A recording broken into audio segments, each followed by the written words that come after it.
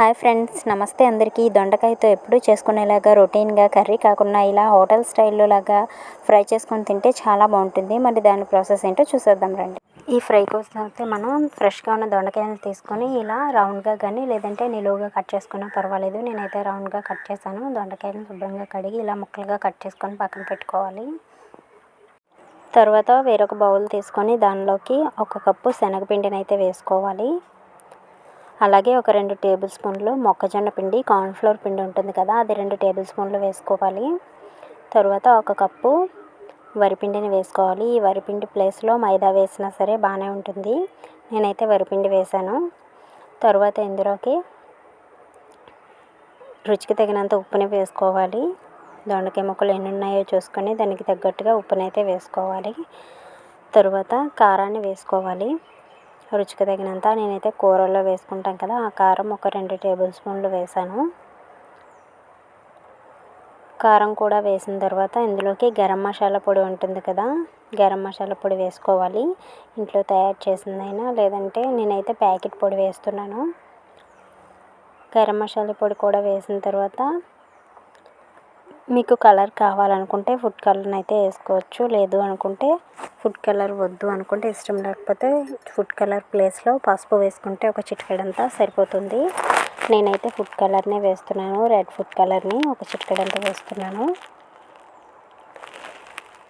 Food colour కూడా వేసిన తర్వాత వీటన్నింటిని ఒకసారి బాగా కలిసేలాగా అయితే కలుపుకోవాలి చేత్తోని. ఇలా చేత్తో మిక్స్ చేస్తూ బాగా కలిసేలా కలుపుకోవాలి. కలిపిన తర్వాత ఇందులోకి వాటర్ని యాడ్ చేసుకొని పిండిని అయితే కలుపుకోవాలి.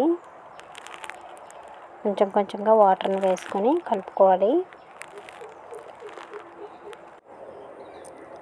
ఇలా కొంచెం కొంచెంగా వాటర్ని యాడ్ చేసుకొని కలుపుకుంటే మనకి మరీ పలుచగా కానీ మరీ చిక్కగా కానీ కాకుండా మనకు కావాల్సిన కన్సిస్టెన్సీలో పిండి అయితే వస్తుంది. ఇలా వాటర్ని వేసి పిండి మొత్తం ఇలా కలిసేలాగా కలుపుకోవాలి. ఇలా కలిపిన తర్వాత ఒక ముద్దలాగా అవుతుంది కదా, అవగానే ఇందులోకి మనం ముందుగా కట్ చేసి పెట్టుకున్న దొండకాయ ముక్కలను వేసుకోవాలి. లేదు అంటే ముందు దొండకాయ ముక్కల్లో ఈ పిండిలన్నిటిని వేసేసి వాటర్ వేసి కలిపినా పర్వాలేదు. ఇలా పిండిని సెపరేట్గా కలిపి తర్వాత దొండకాయ ముక్కలను ఇందులో వేసినా పర్వాలేదు. ఇలా కలిపిన తర్వాత మనం దొండకాయ ముక్కల్లో కొంచెం తడి ఉంటుంది కదా, ఆ తడి మిగతా కొంచెం పిండి అడుగున ఉండిపోయింది కదా, పొడి పిండి దానికి పట్టేస్తుంది. కొంచెం వాటర్ రిలీజ్ అవుతుంది దొండకాయ ముక్కల్లోంచి. ఇలా కలిపినప్పుడు ఇలా మొత్తం కలిసేలాగా కలుపుకొని ఇంకా పొడి పొడిలాడుతూ కానీ అనిపిస్తే కొంచెం వాటర్ వేసుకొని వీడియోలో చూపించిన విధంగా ఈ విధంగా వచ్చేలాగా కలుపుకోండి. ఈ విధంగా కలిపిన తర్వాత ఆయిల్ బాగా హీట్ అయిన తర్వాత డీప్ ఫ్రైకి తగినంత ఆయిల్ వేసుకొని హీట్ అయ్యాక ఇలా చేత్తో వాటిని తీసుకొని దొండకాయ ముక్కలు తీసుకొని ఇలా వేసుకోవాలి. ఇలా కొంచెం సెపరేట్గా పడేలాగా వేసుకుంటే బాగా ఫ్రై అవుతాయి.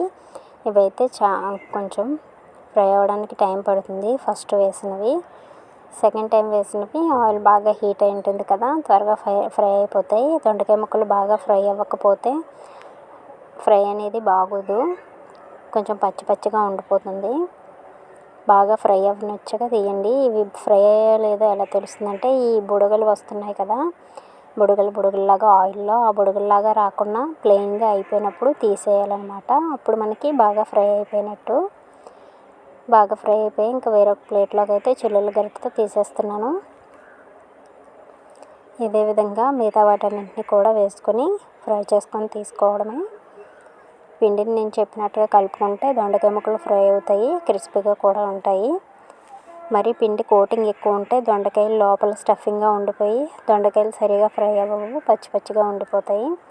అందువల్ల నేను చూపించిన కన్సిస్టెన్సీలో పిండి కలుపుకొని వేసుకుంటే సరిపోతుంది. తర్వాత ఇందులోకి మనం పచ్చిమిర్చి తినేవాళ్ళు ఉంటే పచ్చిమిర్చిని ఇలా మధ్యకి కట్ చేసుకొని వేసుకుంటే బాగుంటుంది. మనం ఫ్రై అనేది సాంబార్ అది చేసుకున్నప్పుడు చేసుకుంటే ఇలా మధ్యలో పచ్చిమిర్చి కూడా ఫ్రై చేసిన పచ్చిమిర్చి కూడా ఉంటే చాలా బాగుంటుంది. తర్వాత కొన్ని కరివేపాకు రెమ్మలను కూడా వేసుకొని ఫ్రై చేసుకొని తీసుకుంటున్నాను. ఈ విధంగా దొండకాయ కర్రీ కానీ దొండకాయ మామూలుగా చేసుకున్న ఫ్రై కానీ నచ్చకపోతే ఇలా డీప్ ఫ్రై చేసుకుంటే చాలా అంటే చాలా బాగుంటుందండి. చూడండి ఎంత బాగా వచ్చాయో. ఛానల్ ఇంకా ఎవరైనా సబ్స్క్రైబ్ చేసుకోకుండా వీడియో చూసినట్లయితే ప్లీజ్ ఛానల్ని సబ్స్క్రైబ్ చేసుకోండి ఫ్రెండ్స్. Okay, bye.